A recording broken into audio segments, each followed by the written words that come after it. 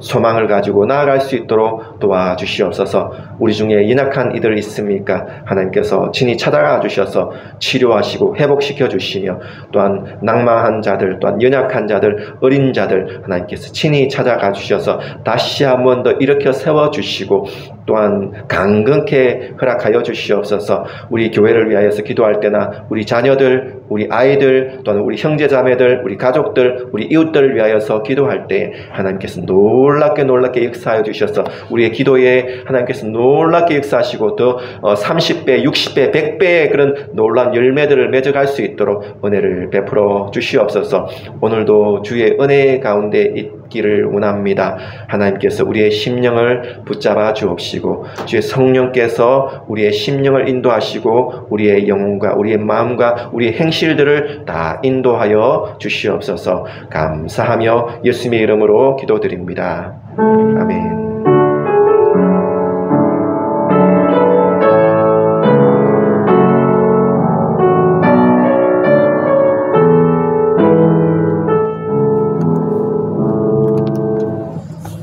같이 보실 하나님 말씀은 요한복음입니다. 요한복음 14장.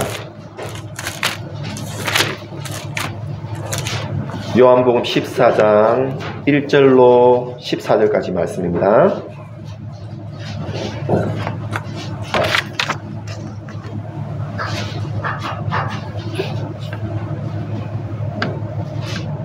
찾으셨나요?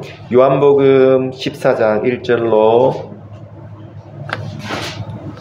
14절까지 말씀입니다. 요한복음 14장 1절로 14절. 너희는 마음에 근심하지 말라. 하나님을 믿으니 또 나를 믿으라. 내 아버지 집에 거할 곳이 많도다. 그렇지 않으면 너희에게 이르렀으리라. 내가 너희를 위하여 거처를 예비하러 가노니 가서 너희를 위하여 거처를 예비하면 내가 다시 와서 너희를 내게로 영접하여 나 있는 곳에 너희도 있게 하리라.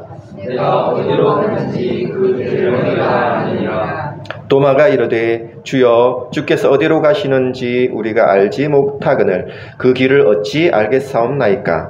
예수께서 이르시되 내가 곧 길이요 진리요 생명이니 나로 말미암지 않고는 아버지께로 올 자가 없느니라. 너희가 나를 알았더라면 내 아버지도 알았으리로다. 이제부터는 너희가 그를 알았고 또 보았느니라. 빌립이 이르되 주여 아버지를 우리에게 보여주옵소서. 그리하면 족하겠나이다.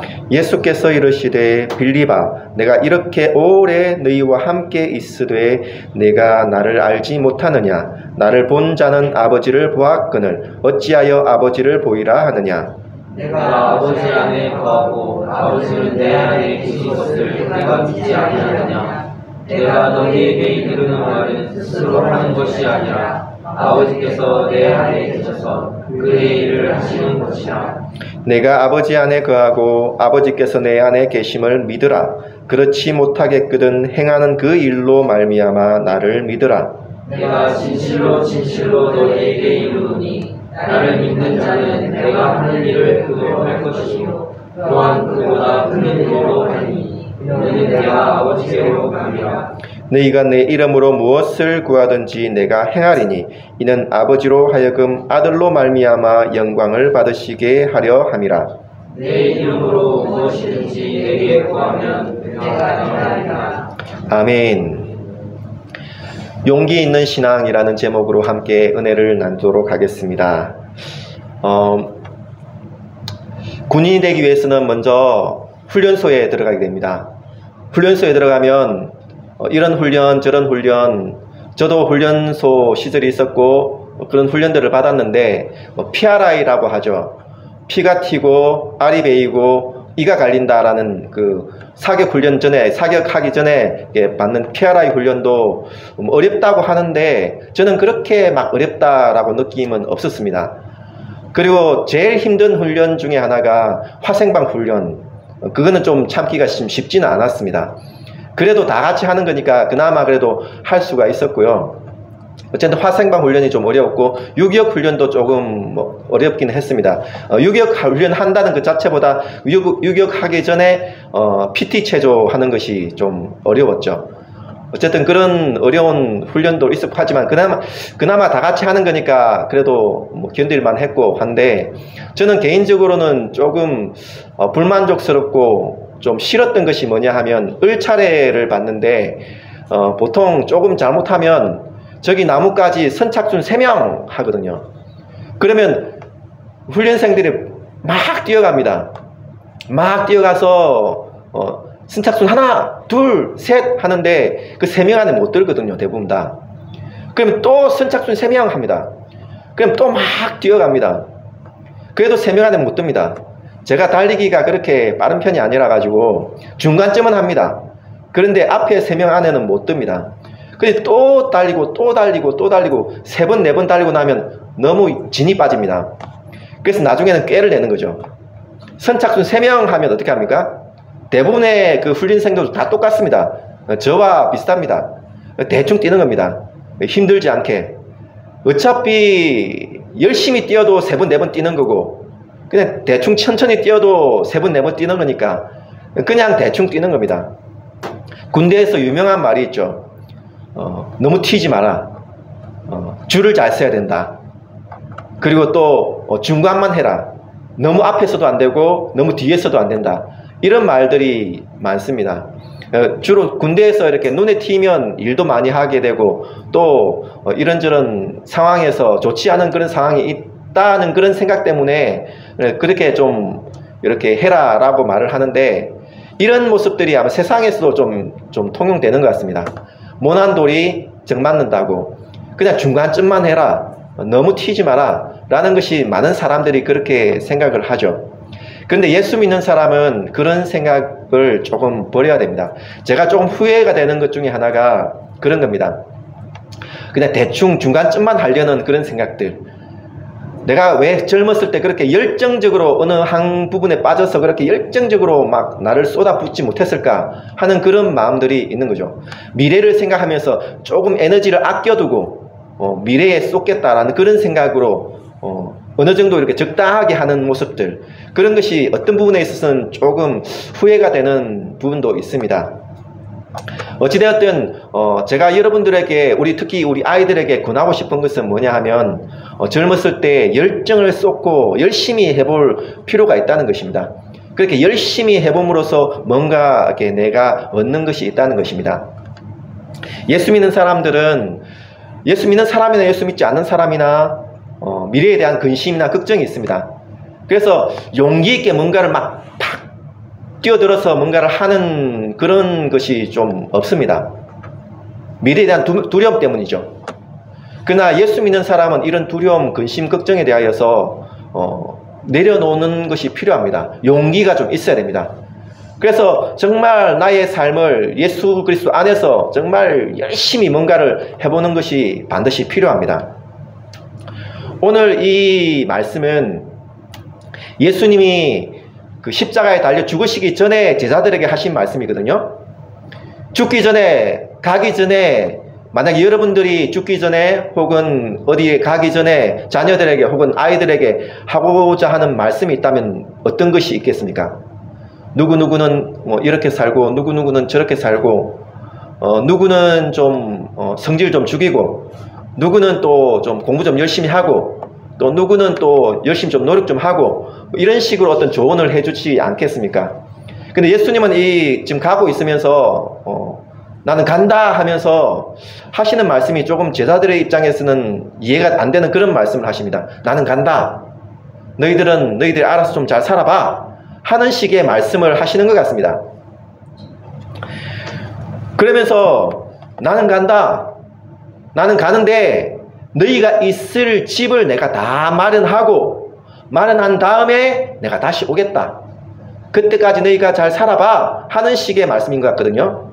그리고 내가 가는 길을 너희가 안다라고 말씀하십니다. 그러자 제자들이 조금 이상한 거죠. 아니, 예수님이 가는 길을 우리가 어떻게 합니까? 도마가 이렇게 이야기하는 거죠. 예수님이 가시는 그런 목적지도 모르는데, 어디로 가는지도 모르는데 내가 그 과정, 그 길을 어떻게 알겠습니까? 라고 이야기를 하는 거죠. 이 도마의 말이 맞습니다. 이 도마의 말이 우리 인생을 보여주는 그런 말이에요. 여러분들은 여러분들의 인생의 목적지 아십니까? 여러분들 인생의 그 과정, 그 길을 아십니까? 많은 사람들이 모릅니다. 대부분의 사람들 다 모릅니다. 그 길도 모르고 그 목적지도 모릅니다. 그 과정도 모릅니다. 그러니 답답하죠. 그러니 답답해서 알고 싶어 하죠. 알고 싶어서 노력하지만 열심히 이렇게도 해보고 저렇게도 해보고 하지만은 여전히 답답하죠. 발견하지 못하고 마치 저기 무지개를 잡는 것 같이, 마치 파랑새를 잡으러 가는 것과 같이 그렇게 잡으려고 해도 멀어지고 잡으려고 해도 멀어지고 하는 것이 우리 인생의 길이고 우리 인생의 목적입니다. 그러니 답답하죠. 어른이 돼도 잘 모릅니다. 나이가 많아도 모릅니다. 요즘에 이제 그 고교 학점제라는 것이 시행됩니다. 고등학생들도 이제 그 대학생과 같이 자기가 원하는 과목을 미리 듣는 거죠. 자기가 가고자 하는 그 진로에 맞는 어떤 그 과목을 듣는 것이죠. 나름 어떤 의미는 있다고 생각합니다. 그러나 이것이 과연 우리의 인생을, 길을, 그 목적지를 알려주는 아주 좋은 방법일 수 있을까요? 실질적으로는 그 큰 의미가 없습니다. 어른들도 자기 길을 잘 모르고 어른들도 자기 인생의 목적지를 잘 모르는데 아이들이 어떻게 알겠습니까? 대학생들도 헤맵니다. 대학생들이 잘 알 것 같지만 헤맵니다. 고등학생도 마찬가지죠. 물론 자기가 가고자 하는 어떤 그 길을 미리 한번 선정을 해본다 하는 것은 나름 의미는 있습니다. 그러나 그것이 우리 인생을 진짜 인도하고 올바른 길로 인도해 줄 것 같지만은 그렇지는 않습니다. 어른들도 몰라요. 아무도 모릅니다. 남녀 사이가 있습니다. 남자 여자 사이가 있으면 남자 여자가 서로 사랑하고 서로 사귀기 위해서는 상대방에 대하여서 잘 알아야 됩니다. 상대방이 무엇을 좋아하는지 무엇을 싫어하는지를 알아야 됩니다. 이것을 알기 위하여서 서로 더 많은 시간과 관계를 가지죠. 근데 중요한 것이 상대방에 대해서 아는 것도 중요하지만은 진짜 사랑하는 사이에서 진짜 중요한 것이 뭐냐면 내가 남에게, 상대방에게 나는 이런 사람입니다 라고 하고 알려주는 것이 정말 중요합니다. 나는 이것을 좋아하고 이것을 싫어해 하는 것을 자연스럽게 그리고 편안하게 알려줄 수 있는 관계, 이것이 좋은 관계입니다. 만약 상대방에 대해서 잘 알고 나는 내 것은 알리지 않는 사람은 어떤 사람입니까? 스토커가 보통 그렇게 하지 않습니까? 상대방에서는 잘 알지만 나는 숨기고 있죠. 이런 관계는 좋은 관계가 아닙니다. 나에 대해서도 잘 알려주고 상대방에 대해서도 알고 서로 이런 관계가 좋은 관계입니다. 세상에 많은 종교들이 있습니다. 많은 종교들이 있는데 그 종교들이 다 항상 우리에게 이렇게 살아야 돼, 저렇게 살아야 돼, 착하게 살고 그래야 나중에 또 좋은 어떤 사람이 돼, 그리고 또 열심히 살아야 돼, 열심히 노력해야 돼, 그래야 우리 인간도 신이 될 수 있어 하는 것이 대부분의 많은 어떤 그런 종교들의 모습입니다. 그런데 정작 그 신이 어떤 뜻을 가지고 있는지, 그 신이 인간에 대하여서 무슨 마음을 가지고 있는지에 대해서는 알려주지 않습니다. 무엇을 좋아하고 무엇을 싫어하는지를 알려주지 않습니다. 단지 우리 인간에게 이렇게 살아야 돼, 저렇게 살아야 돼만 말합니다. 그러나 기독교는 다릅니다. 정반대입니다. 기독교에도 이렇게 살아야 됩니다, 저렇게 살아야 됩니다 라는 그런 교훈과 그런 교리들이 있습니다. 그러나 이것보다 훨씬 중요한 것은 그것이 아니라 하나님을 알려주는 겁니다. 내가 어떤 신이다, 나는 이런 신이다 하는 것을 알려주는 것, 이것이 기독교에서 가장 중요합니다. 나는 이런 신이야, 그러니 나는 이것을 좋아하고 이것을 싫어해, 그러니 너는 이렇게 반응해야 돼, 이렇게 나를 신뢰하고 이렇게 나를 따라와야 돼 라는 것이 기독교의 핵심입니다. 하나님은 자신을 알리십니다. 이것이 정말 중요합니다. 예수님께서 나는 곧 길이요 진리요 생명이다, 나로 말미암지 않고는 아버지께 갈 자가 올 자가 없다 라고 그렇게 말씀하시죠. 이것이 막상 제자들을 떠나면서 하시는 말씀인데 이게 제자들의 현실과 무슨 상관이죠? 제자들의 현실에 전혀 상관없는 말처럼 보이잖아요. 내가 그런 분이다, 내가 그런 신이다 라고 말하는 것이 제자들과 무슨 상관입니까? 그리고 우리와 무슨 상관입니까? 전혀 상관이 없는 것처럼 보이는데, 근데 이것이 핵심입니다. 기독교의 핵심이고 이것이 우리 신앙생활의 핵심입니다. 여러분들의 인생의 길을 발견했습니까? 인생의 진리를 발견했습니까? 인생의 생명이 어디에 있는지, 그리고 인생의 진짜 복이 어디 있는지 여러분은 발견하셨습니까? 발견하지 못합니다. 내가 세상에서 이렇게 살면 발견할까? 저렇게 살면 발견할까? 열심히 살고 착하게 살면 발견할까? 아니요, 그렇지 않습니다. 이 말씀을 믿으셔야 됩니다. 이 말씀을 받아들이셔야 됩니다. 예수님께서 하신 말씀, 내가 곧 길이요 진리요 생명이라는 이 말씀, 예수님을 통하여서만 하나님께 가는 길이 열리며 하나님께 가는 진리가 열리며 하나님께서 주시는 그 생명이 내한테 있는 것이며, 예수님을 믿어야만이 내 인생의 길이 열리고 내 인생의 목적이 보이기 시작하는 것이, 이것이 진리입니다. 그러면 이 말씀을 믿으셔야 됩니다. 이 말씀을 내 마음에 받아들이셔야 됩니다. 이것이 진짜 중요합니다. 이것이 내가 어떻게 살까 하는 것보다 훨씬 더 중요합니다. 그러므로 이 말씀을 받아들이십시오. 예수님이 곧 길이요 진리요 생명입니다. 이것이 우리 마음에 진심으로 믿음으로 반응되어지기를 주님의 이름으로 축복합니다. 그리고 예수님께서 계속해서 하신 말씀이, 너희가 아버지를 알았다라고 이야기를 합니다. 그러니까 빌립이 하는 이야기가, 예수님 아버지를 보여주십시오. 그러면 내가 만족하겠습니다 라고 이야기합니다. 이것이 우리 모든 사람들의 어떤 그런 반응입니다. 하나님을 보여주십시오. 아버지를 보여주십시오. 기적을 보여주십시오. 그러면 내가 만족하겠습니다 라고 이야기를 합니다. 그래서 예수님께서 뭐라고 말씀하십니까? 야 빌립아, 네가 나와 이렇게 오랫동안 살았는데 아직도 모르겠냐? 나를 본 사람은 아버지를 본 것이야. 이 무슨 말씀입니까? 즉 아버지와 예수님은 어떤 사이다? 하나다, 동일하다 라는 그런 말씀입니다. 나를 본 자는 아버지를 본 것이다, 하나님을 본 것이다 라고 이야기하시는 것이죠. 그러면서 하시는 말씀이, 내 말을 믿지 못하겠거든 나의 행위를 보고 너희가 믿으라 라고 말씀하시죠. 예, 이것이 어떤 예수님을 아는 어떤 방법이고 어떤 사람을 아는 방법입니다. 어떤 사람을 잘 알고자 한다면 그 사람 말만 들어서는 안 됩니다. 말은 우리를 포장합니다. 말은 우리를 아주 좋게 포장하죠. 그러나 그 행위는 다릅니다. 그 사람에 대하여서 알고 싶다면 그러면 그 사람의 행위들을 찬찬히 살펴봐야 됩니다. 한두 가지만 살펴봐서는 안 되고 이렇게 순서를 따라서 차근차근 모든 행위들을 다 바라봐야 됩니다. 그러면 그 사람이 어떤 사람인지가 나타납니다. 예를 들어서 우리는 이순신 장군 그리고 세종대왕 같은 분들을 아주 좋은 분으로, 그리고 아주 우리가 좋은 위인으로 알고 있죠. 그리고 그분들에 대해서 아는 우리 지식은 어디에서 오느냐 하면 바로 전기에서 옵니다. 전기를 읽었죠 다. 그러면 이순신 장군이나 세종대왕 같은 그런 전기를 읽으면 그분들이 어려서 어떻게 잘하고 어떻게 좋은 일을 했고 하는 것을 다 나옵니다. 그런 것을 보면서 아 좋은 분으로 인식을 하는데, 그러나 그 사람들에 대해서 진심으로 진짜 알고 싶어 한다면 그 전기를 볼 것이 아니라, 물론 전기도 읽어야겠지만은 전기를 볼 것이 아니라 그 사람의 역사적인 기록물을 보셔야 됩니다. 그래서 그 사람이 몇 년도에 뭘 했고 몇 년도에 뭘 했고 몇 년도에 뭘 했고 이 모든 것을 다 살펴야 됩니다.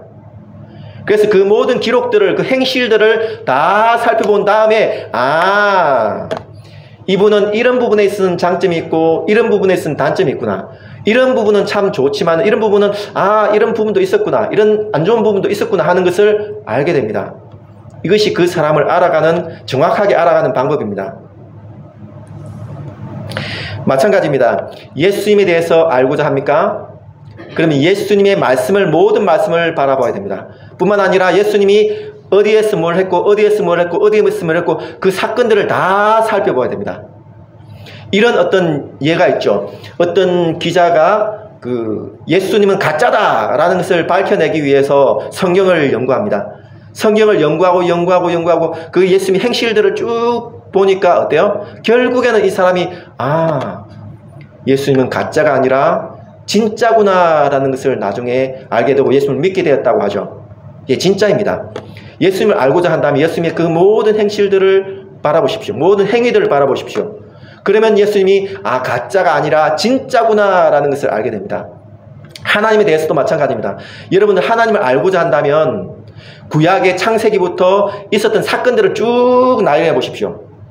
쭉 나열해 보시면 하나님이 어떤 분이신지가 나옵니다.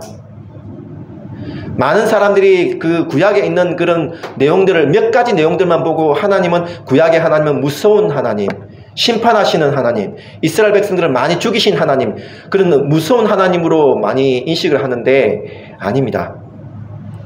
구약에 나온 사건들을 찬찬히 처음부터 쭉 나열해 보십시오. 그러면 하나님이 얼마나 이스라엘 백성들에 대하여서 참고 인내하시는지를 알게 됩니다.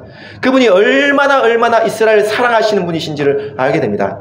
그리고 그 구약의 하나님은 신약의 하나님과 다르지 않구나, 동일하구나를 알게 되고 예수님과 하나님이 한 분이시구나를 알게 됩니다. 구약에 예언되어진 것이 그대로 예수님을 통하여서 이루어졌구나 하는 것을 알게 됩니다. 그러므로 예수님과 하나님은 한 분이십니다. 하나입니다. 동일하십니다. 그리고 사랑이십니다. 그러면 이것이 이 제자들에게 무슨 소용이 있을까요? 우리들에게 무슨 소용이 있을까요? 이것을 알아야 됩니다. 예수님과 하나님이 하나라는 것, 그리고 그 하나 안에는 믿는 자도 포함된다는 것, 이것을 믿으셔야 됩니다. 믿는 자도 예수님과 하나님 안에 하나로서 묶이게 됩니다. 이것이 진리이며 이것이 신비입니다. 예수님이 내 안에, 내가 예수님 안에, 이것이 신비입니다. 놀라운 신비입니다. 믿는 자가 이것을 누립니다. 그리고 이것 때문에 예수님께서 뭐라 말씀하십니까? 믿는 자는 무엇이든지 구하라. 내 안에 있는 자는 무엇이든지 구하라. 그러면 내가 실행하겠다 라고 말씀하십니다. 이것은 우리가 믿는 자가 무엇이든지 기도하면 다 응답하신다는 그런 의미가 아니라 오히려 우리가 하나님 자녀라는 그런 어떤 것을 보여주는 것입니다. 우리가 예수님 안에 있다는 것을 보여주는 것입니다. 예수님 안에 있으면 무엇이든지 구하십시오. 그러면 하나님께서, 예수님께서 실행하십니다. 이것이 믿는 자의 특권입니다.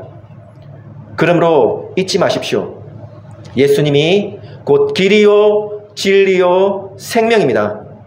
예수님을 통하였으면 아버지께로 가는 길이며, 예수님을 통하였으면 아버지께로 가는 진리이며, 예수님을 통하였으면 영원한 생명을 얻습니다. 뿐만 아니라 내 인생의 길과 내 인생의 목적도 예수님을 통하여서 발견하게 됩니다. 내가 뭔가 노력하여서 열심히 하여서 발견할 수 있는 것이 아닙니다. 오직 예수님을 통하여서만 발견되어집니다. 뿐만 아니라 예수님과 하나님은 하나입니다.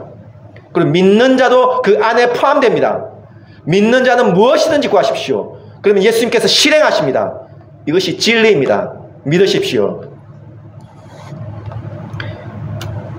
그래서 용기 있는 신앙을 가지십시오. 히딩크가 2002년 그 월드컵 대표팀을 맡으면서 훈련을 시키죠. 훈련을 시키는데 많은 사람들이, 우리 한국 사람들은, 많은 사람들이 우리 한국 축구는 체력은 되는데 기술은 모자라다면서 기술 훈련을 시켜야 된다라고 많이 그렇게 생각을 했었습니다. 근데 히딩크는 달랐습니다. 히딩크는 다르게 봤습니다. 히딩크는 한국 축구는 나름 그래도 기술이 있다. 단지 체력이 문제다. 체력이 유럽 사람들과 맞서서, 그 등치 큰 사람들과 맞서더라도 싸울 수 있는 체력을 길러야 된다라고 생각했습니다. 그래서 체력 훈련을 계속 시켰습니다. 그때 많은 신문들과 많은 사람들이 히딩크를 이렇게 비난을 했죠. 한국 축구를 체력 훈련만 시킨다고 그렇게 비난을 했는데 결과적으로는 그것이 옳았습니다. 체력 훈련을 시키자 그것이 결국엔 4강까지 가는 그런 비결 중에 하나가 되었습니다. 많은 운동을 할 때에 운동의 핵심은 체력입니다.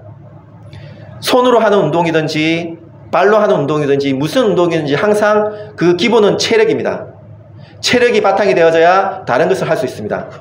체력이 바탕이 되어져야 기술을 사용할 수 있습니다. 체력이 바탕이 되어져야 정신력도 생기는 겁니다. 정신력이 육체를 지배한다라고 말을 하지만은 그것은 우리의 듣기 좋은 말입니다. 체력이 바탕이 되어지지 않으면 정신력 가지고는 안 됩니다. 물론 정신력도 나름 어떤 효과를 발휘하죠. 그러나 기본적으로 체력이 받쳐져야 정신력도 이렇게 든든히 세워집니다. 체력이 받쳐져야 기술도 세워지는 것입니다. 체력을 기르는 데는 하루아침에 되어지지 않습니다.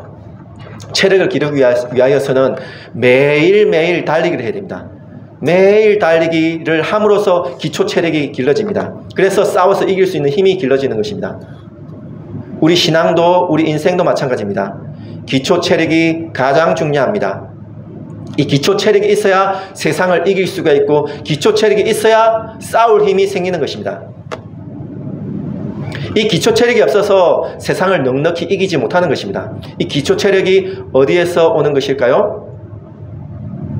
이렇게 하고 저렇게 하는 것으로 오는 것일까요? 착하게 살고 혹은 선하게 살고 혹은 열심히 노력함으로써 이 기초 체력이 오는 것일까요? 신앙의 기초 체력은 그런 식으로 오는 것이 아니라 바로 하나님을 아는 것으로부터 옵니다. 예수님이 길이요 진리요 생명이라는 이 사실을 아는 것, 그리고 예수님과 하나님이 하나라는 것을 아는 것, 그리고 믿는 자가 그 하나됨 안에 함께 한다는 것, 그리고 믿는 자는 무엇이든지 구하면 예수님이 실행한다는 것, 이것을 아는 것이, 그리고 그 아는 것을 매일매일 묵상하고 하나님을 기뻐하는 것, 이것이 기초 체력의 핵심입니다. 이 기초 체력을 계속해서 기르셔야 됩니다. 그래야 싸울 힘이 생깁니다. 그래야 넉넉히 이깁니다. 그래야 세상을 이기는 것입니다. 말씀을 마무리하도록 하겠습니다. 사람들은 이 세상을 생각하기에 전쟁터로 생각합니다. 싸워서 이겨야 된다고 생각합니다.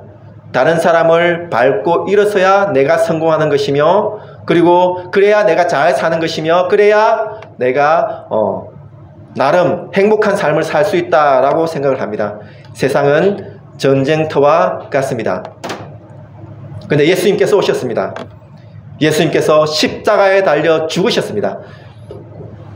이 전쟁터와 같은 이 세상 가운데에서 싸워서 뭔가를 이루어내고 성취해내는 것이 아니라 오히려 십자가에서 죽으셨습니다. 그리고 부활하셨습니다. 이것을 통하여서 믿는 자는 나와 같이 내가 행하는 그 모든 것보다 더한 일도 하신다고 말씀하십니다. 그리고 구하라 그러면 내가 실행하겠다고 말씀하십니다. 그리고 믿는 자에게는 이 세상을 전쟁터에서 경기장으로 만드십니다. 그래서 믿는 자는 이 세상이 전쟁터가 아니라 경기장이 되는 것입니다. 물론 경기도 치열하죠. 경기를 하면 부상도 당하고 위험한 일도 있죠. 치열합니다. 때로는 실패하기도 하고, 때로는 실수하기도 하고, 그리고 때로는 실점하기도 하고, 때로는 부상을 당하기도 하죠. 그러나 그 모든 것들이 나를 죽이지는 못합니다. 그 모든 것들은 나를 위협하지 못합니다. 나의 용기를 꺾지 못합니다. 그 경기들을, 치열한 경기들을 통하여서 나는 한층 더 성장을 합니다. 그리고 나는 성숙한 신앙인이 되는 것입니다. 예수 믿는 자는 이 세상이 전쟁터가 아니라 경기장입니다. 경기장에서 나름 열심히 사는 겁니다. 열심히 삶으로써 하나님 일을 하는 것입니다. 이것이 믿는 자의 특권입니다. 그러므로 이 세상을 살아가면서 믿는 자는 믿는 자답게 비겁하게 이기려고 하지 마십시오. 남을 속여서 그리고 나를 더 이득을 얻으려고 하지 마십시오. 용기 있게 사십시오. 담대하게 사십시오. 넉넉함으로 사십시오. 다른 사람을 품어주십시오. 예수님께서 그렇게 사랑하셨듯이 사랑의 마음으로 품어주십시오. 그래도 괜찮습니다. 그래도 충분합니다. 이 세상은 나를 죽이지 못합니다. 전쟁터와 같이 나를 죽이지 못합니다. 단지 이 세상은 경기장입니다. 나를 더 강하게 만들 뿐입니다. 그러므로 용기 잃지 마십시오. 담대하십시오. 근심하지 마십시오. 예수님께서 이 땅을 떠나시면서 제자들에게 한 이 말씀은 오늘날 우리에게 하신 말씀입니다. 현실적으로는 맞지 않는 말씀 같죠. 그래서 현실과 다른 말씀 같죠. 그러나 이것이 진짜 중요한 말씀입니다. 어떤 목사님이 그렇게 이야기를 합니다. 오늘날 한국교회의 현실을 보면 너무너무 안 좋습니다. 그러니까 다 교회들이 이제 문 닫고 있으니까 그냥 내가 사는 동안만 교회 유지하다가 그냥 내 뒤는 모르겠다. 그냥 알아서 되겠지. 그냥 내가 그냥 목회하다 그냥 그만둘래. 라는 식으로 말을 합니다. 현실적으로는 그것이 맞죠. 현실적으로는 그것이 맞지만은 과연 그 말이 믿음의 말일까요? 안타깝습니다. 현실을 바라보는 것이 아니라 하나님을 바라보셔야 됩니다. 아브라함이 현실을 바라보았다면 고향 땅을 안 떠나죠. 하나님을 바라봤기 때문에 믿음으로 그렇게 떠난 것이죠. 모세가 현실을 바라봤다면 홍해를 지나지 못하죠. 광야를 지나지 못하죠. 그러나 하나님을 바라봤기 때문에 홍해를 지나가며 광야를 지나가는 것입니다. 카타콤이라는 그 지하 무덤에서 그 로마 황제의 그 핍박을 받아서 숨어서 수십 년간, 수백 년간 그렇게 사는 그 사람들, 햇빛도 보지 못하고 그렇게 그곳에서 죽었던 그 사람들이 현실을 바라봤다면 그렇게 믿음으로 계속해서 살았겠습니까? 하나님을 바라봤기 때문에 그렇게 카타콤에서도 그렇게 믿음으로 끝까지 살았죠. 우리도 마찬가지입니다. 현실만 바라보지 말고 하나님을 바라보셔야 됩니다. 하나님을 믿으셔야 됩니다. 예수님이 길이요 진리요 생명입니다. 예수님과 하나님은 하나입니다. 믿는 자도 그 하나에 포함되어집니다. 믿는 자는 무엇이든지 구하면 예수님께서 실행하십니다. 이것을 믿고 그대로 믿음으로 살아가고 이 세상을 용기 있게 살아가는, 넉넉함으로 살아가는 우리 모두가 되어지기를 주님의 이름으로 축복합니다. 기도하겠습니다. 하나님 아버지, 우리의 현실은 녹록지 않습니다. 한국교회의 현실이 그렇게 녹록지 않고 어려우며 우리 현실이 녹록지 않고 어렵습니다. 그러나 이 세상은 예수 그리스도 안에서 전쟁터가 아니라 경기장입니다. 치열한 경기가 있지만은 때로는 실수하고 어렵고 그리고 실점도 하고 힘들어도 하지만은 스트레스도 받지만은 그러나 그 모든 것들은 나를 죽이지 못합니다. 나를 더 강하게 할 뿐입니다. 그러므로 강하고 담대한 마음으로 용기 있는 마음으로 이 세상을 살아갈 수 있도록 도와주시고 근심하지 말고 걱정 근심하지 말고 오직 하나님의 그 말씀 안에서 용기 있게 나아가는 우리 모두가 될 수 있도록 은혜를 베풀어 주시옵소서. 우리 모두가 그런 은혜를 누리는 우리 신앙이 될 수 있도록 허락하여 주시옵소서. 감사하며 예수님의 이름으로 기도드립니다. 아멘.